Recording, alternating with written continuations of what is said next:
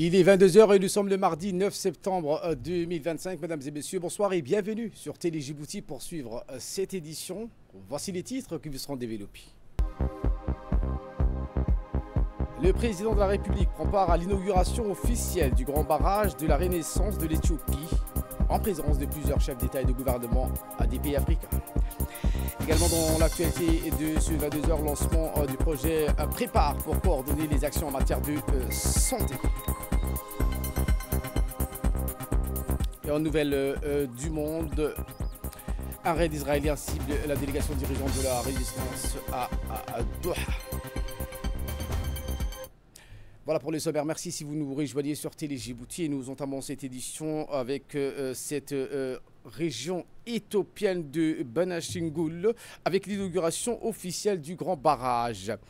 Eh bien, le président Guelleh a assisté à cet événement officiel, de l'inauguration du grand barrage de la Renaissance de l'Éthiopie.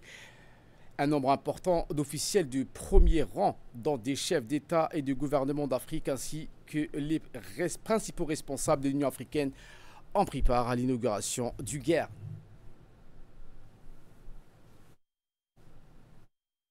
Entre le président de la République et le Premier ministre éthiopien, le président kényan, M. William Ruto, le président somalien, Hassan Sheikh Mohamud, le président du Soudan du Sud, M. Salva Kiir, le président de la Commission de l'Union africaine, Mahmoud Ali Youssouf, ont autres participé à cet événement. Notre pays entretient donc avec l'Éthiopie un partenariat stratégique étendu à tous les secteurs névralgiques de coopération, dont l'électricité et l'eau, deux thématiques relevant du barrage inauguré. C'est en cela que l'inauguration du grand barrage de la Renaissance éthiopienne est pour notre pays un événement majeur pour la région. Djibouti participe à cette inauguration et peut jouer donc un rôle clé dans l'intégration économique régionale et contribuer ainsi à la paix et à la stabilité. Peu après, le président de la République a visité les différentes infrastructures du barrage de la Renaissance. Le président a visité les structures que compose ce grand barrage de la Renaissance. Accompagné de plusieurs autres chefs d'État, les présidents ont reçu les explications sur le fonctionnement de cette infrastructure qu'est le grand barrage de la Renaissance éthiopienne. Il compte 16 turbines d'une capacité totale de plus de 5000 watts, un dispositif hydroélectrique avec une valeur imposante d'infrastructure énergétique de 1,8 km de large et de 145 mètres de haut. Il a été bâti sur près de 15 années avec un coût évalué à environ 4 milliards de dollars.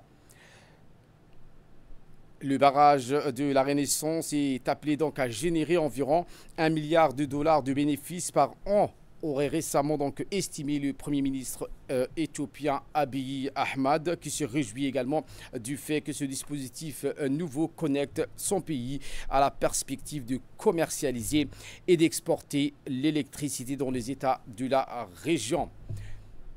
Ce méga barrage ambitionne de répondre aux besoins énergétiques d'une population de 130 millions d'habitants, dont la moitié n'avait pas donc accès à l'électricité. Autre actualité de ce 22 h, l'Azerbaïdjan et Djibouti discutent de coopération bilatérale et de partenariat multilatéral. C'était donc hier où le secrétaire général du ministère des Affaires étrangères, M. Mohamed Ali Hassan, a été reçu par le ministre azerbaïdjanais des Affaires étrangères, Jehoun Beramov. Lors de la rencontre, les perspectives de coopération bilatérale entre l'Azerbaïdjan et Djibouti ainsi que les questions de partenariat multilatéral ont été entre autres abordées. Il a été souligné l'existence des vastes perspectives de coopération dans des domaines clés tels que l'économie, le commerce, les questions humanitaires et l'éducation. Retour à Djibouti où le Croissant Rouge de Djibouti en partenariat avec le ministère de la Santé et la division Santé et Développement Social de l'IGAD ont organisé aujourd'hui le lancement officiel des activités du Croissant Rouge dans le cadre du projet du nom de Prépare. L'événement s'est déroulé au Sheraton Hotel en présence du secrétaire général du ministère de la Santé, Mohamed Ali Hamad, du représentant de l'OMS, M. Dr Joumana Hermez, le secrétaire général du Croissant Rouge, Madame Amina Hussein, ainsi que le directeur de l'INSPD, Dr Miad.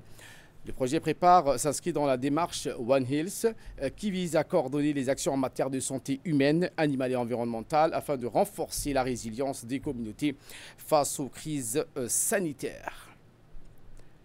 Lors de cette cérémonie, les responsables présents ont mis en avant l'importance de la coordination entre les ministères et le Croissant Rouge djiboutien. Place maintenant aux séries des discours. En premier, le représentant de l'OMS. Écoutons.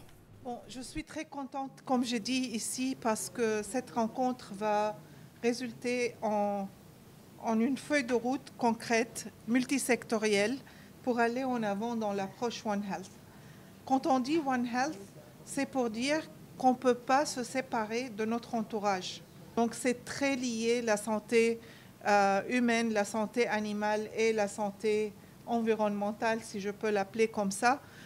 Normalement, la santé, c'est le premier répondeur aux crises, que ce soit biologiques ou bien des crises climatiques. Nous sommes les premiers à répondre pour sauver des vies. C'est pour ça que notre vie dépend de l'environnement. Notre vie dépend des bêtes qu'on mange, qu'on vit avec, qu'on est plus en contact. Avec le changement climatique, de plus en plus, on est en contact avec les espèces animales et les espèces nautiques et les espèces volantes qui peuvent nous amener des microbes qu'on ne connaissait pas. Comme on a vu avec Covid, comme on a vu avec Ebola, comme on a vu avec d'autres maladies aussi qui sont émergentes. On voit avec la brucellose, on voit la réémergence de certaines maladies transmises par les moustiques. On voit beaucoup de changements dans le domaine de santé à cause du changement climatique. Et pour leur part, la secrétaire générale du Croissant Rouge, le directeur général de l'UNSPD se sont exprimés en ces termes. Santé publique, qu'elle soit épidémique ou liée aux catastrophes, touche en premier lieu nos communautés. C'est pourquoi leur implication est au cœur de ces projets.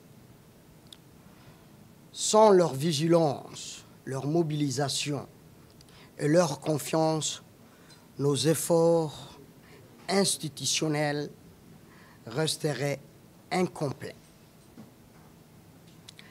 À ce titre, je voudrais souligner le rôle majeur du Croissant Rouge de Djibouti, partenaire de terrain de longue date, qui œuvre chaque jour aux côtés du ministère de la Santé et de l'Institut national de santé publique pour sensibiliser, informer et appuyer les interventions communautaires. Ce projet Prépare nous permettra de renforcer la préparation et la réponse rapide aux urgences sanitaires, consolider la surveillance épidémiologique. Il s'agit d'un projet novateur fondé sur l'approche One Health ou une seule santé qui vise à intégrer les dimensions de la santé environnementale, de la santé animale, mais aussi de la santé humaine. Trois composantes intrinsèquement liées, mais que nous avons lentement perçues comme distinctes et indépendantes les unes des autres. Il aura juste fallu peut-être que les récentes épidémies et pandémies, notamment celle du Covid-19, nous remet en évidence de nombreuses vulnérabilités de nos systèmes de santé, qu'ils soient mondiaux, régionaux et nationaux. Ces crises, sans faute, ont causé de nombreuses pertes en vie humaine et économique. Depuis lors, une prise de conscience s'est imposée, accompagnée d'efforts concrets visant à remédier cette situation de fragilité afin de préserver des vies humaines, mais aussi économiques. Dans le cadre de son mandat d'auxiliaire du pouvoir public dans les domaines humanitaires, la Société nationale du Croissant Rouge de Djibouti s'inscrit pleinement dans ces dynamiques nationales. Nous sommes particulièrement heureux de contribuer au renforcement des capacités nationales en matière de détection, d'identification et de réponse aux pandémies à travers le projet Prepare. Prenons la parole en dernier, le secrétaire général du ministère de la Santé s'est exprimé également. Voici ses propos. À l'occasion de cet atelier de lancement du projet Prepare One Health, une initiative stratégique portée par le Croissant Rouge de Djibouti en collaboration avec nos partenaires nationaux et internationaux. Cet événement marque une étape essentielle dans notre engagement commun à renforcer les capacités nationales de prévention, de préparation et de réponse aux urgences sanitaires. Il illustre surtout la nécessité et l'urgence de mettre en œuvre une approche intégrée et coordonnée, celle de One Health, qui reconnaît l'interdépendance entre la santé humaine, la santé animale et la santé environnementale.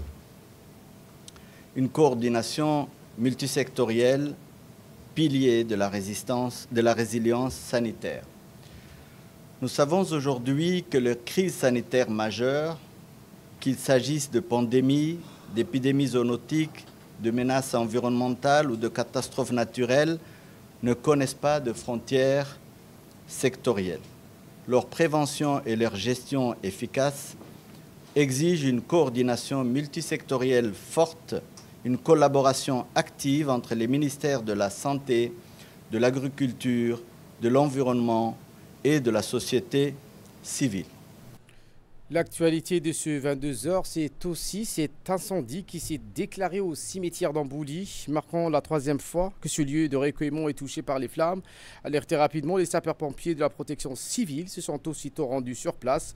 Grâce à leur réactivité et à leur professionnalisme, le feu a pu être maîtrisé et totalement éteint en temps record. Les autorités compétentes sont déplacées également sur le lieu afin de constater la situation et rassurer la population. Fort heureusement, cet incident n'a entraîné aucune perte humaine ni dégâts matériels, si c'est une partie limitée du cimetière affecté par les flammes. Compte tenu du caractère récurrent de ces sinistres, les autorités ont sollicité l'intervention de la police nationale afin de diligenter une enquête pour déterminer les causes exactes de cet incendie. Les éléments de la police se sont aussitôt rendus sur place pour entamer les premières investigations et faire toute la lumière sur l'origine du feu. À l'issue de l'intervention, le directeur du WARF a également lancé un appel de vigilance et à la responsabilité citoyenne. Au niveau régional, cette fois en Somalie, avec le lancement d'initiatives pour le développement des compétences numériques dans une étape importante pour renforcer la transformation numérique en Somalie, le ministère de la Communication, en collaboration avec le Programme des Nations Unies, a lancé un atelier de formation spécialisé dans des compétences du numérique.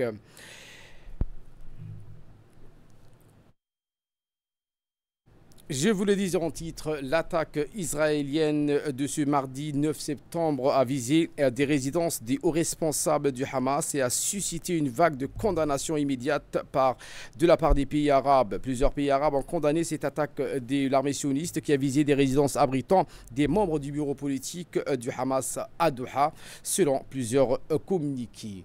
Voilà pour l'essentiel de ce 22h. Merci à vous de nous avoir suivis et très bonne suite du programme sur Télé Djibouti.